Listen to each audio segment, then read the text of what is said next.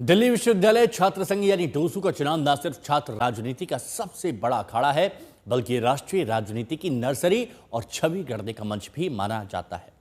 यहां जीत हार जितनी महत्वपूर्ण है, उतना ही मायने रखता है धारणा, अंग्रेजी में जिसे परसेप्शन कहते हैं।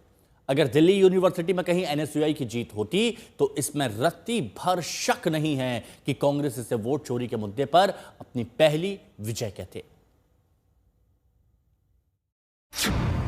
क्या राहुल गांधी नेपाल जैसा जेनजी आंदोलन भारत में चाहते हैं? मेरा काम सच्चाई दिखाने का है। मैं हिंदुस्तान की जनता को, हिंदुस्तान के युवाओं को सच्चाई दिखा सकता हूं। आप कहना क्या चाहते हैं? जेएनजे के नाम पर देश में आप अराजकता फैलाना चाहते हैं? क्या राहुल गांधी को लगता है कि 2 महीने में उनके आरोपों पर भारत का जेनजी आंदोलन कर देगा? इसमें लगेंगे 2-3 महीने। एक बार हिंदुस्तान की जनता को, हिंदुस्तान के युवाओं को पता लग गया कि वोट चोरी हो रही है, उनकी शक्ति लग जाएगी। नेपाल में जो है वो जेनजी ने एक नेपोटिज्म सरकार को जो है वो ध्वस्त किया है, तो शायद उनको कुछ आइडिया नहीं है कि वर्ल्ड में चल क्या रहा है। क्या राहुल गांधी को लगता है कि 2 महीने में वो आंदोलन का काम पूरा करा लेंगे? The day the people of India realize that आपका जो लोकतंत्र है, आपका जो संविधान है, वो आपसे चोरी हो गया है, उस दिन काम हो जाएगा। यहाँ के ऊपर यदि कोई निकलेगा तो देशद्रोही निकलेंगे, और याद रखो यदि देशद्रोही यहाँ के ऊपर सड़कों पर निकलेंगे तो राष्ट्रवादी सड़कों पर दौड़ा दौड़ा कर मारेंगे, अगर इस प्रकार की किसी ने भी हिम्मत।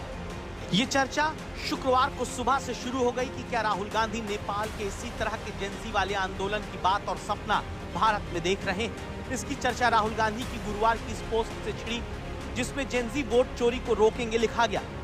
बीजेपी ने कहा कि राहुल चाहते हैं नेपाल जैसी अराजकता भारत में फैले। हिंसा अराजकता को उकसा रहे हैं। एक लोकतांत्रिक रूप से तीसरी बार चुनी हुई सरकार के खिलाफ, आई रिपीट, लोकतांत्रिक रूप से तीसरी बार चुनी हुई सरकार के खिलाफ इसके हम बहुत भर्त्सना करते हैं, और ये पूरा इकोसिस्टम राहुल गांधी की अगुवाई में काम कर रहा है।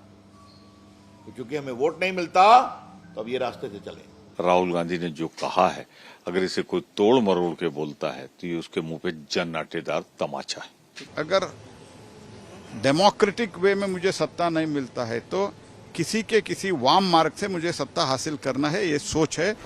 राहुल गांधी के बयान पर कांग्रेस कहती है कि कोई नेपाल जैसे आंदोलन की बात नहीं कही जा रही, और बीजेपी दावा करती है कि राहुल गांधी अराजकता फैलवाना चाहते हैं। सवाल है कि राहुल कहना क्या चाहते हैं। राहुल गांधी की गुरुवार की प्रेस कॉन्फ्रेंस पर गौर करने वाली बात सुनिएगा।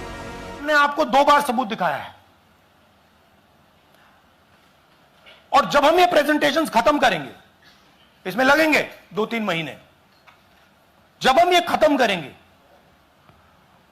आपके माइंड में कोई डाउट नहीं होगा कि हिंदुस्तान में state after state, Lok Sabha after Lok Sabha चोरी हो रही है। तो मेरा काम सच्चाई दिखाने का है। मैं हिंदुस्तान की जनता को, हिंदुस्तान के युवाओं को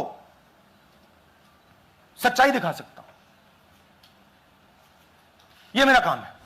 तो क्या राहुल गांधी ऐसे ही प्रेस कॉन्फ्रेंस करके आरोप लगाते रहेंगे और इंतजार करेंगे कि जिस तरह लोकसभा चुनाव के दौरान बीजेपी पर संविधान बदल देने का आरोप लगाकर नैरेटिव गढ़ा, जिसका काफी फायदा विपक्ष को नतीजों में दिखा, उसी तरह का नैरेटिव अभी गढ़ा जा सके?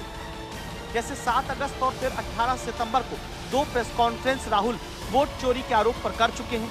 आगे हाइड्रोजन बम जल्द फोड़ने वाले खुलासे का दावा राहुल करते आए हैं। आरोपों की जांच के लिए खुद कोर्ट का सहारा लेने के सवाल पर खुलकर जवाब नहीं देते हैं।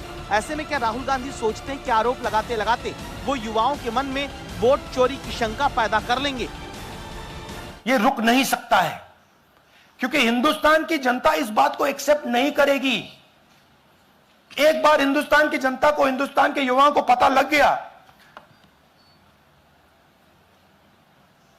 कि वोट चोरी हो रही है, उनकी शक्ति लग जाएगी। वोट चोरी का मामला नहीं है, राहुल गांधी जी का दिमाग चोरी हो गया है। I would request youth of India to add their voice to the lone voice of Rahul Gandhi. पर इस बात को राहुल गांधी के करीबी, जो राहुल गांधी और कांग्रेस पार्टी की पूरी स्ट्रैटेजी निर्धारित करते हैं, जिनका रिश्ता गांधी वाड्रा परिवार से पिछले 30 सालों का है। मतलब वो जो कहते हैं वो राहुल गांधी और सोनिया गांधी कहती हैं।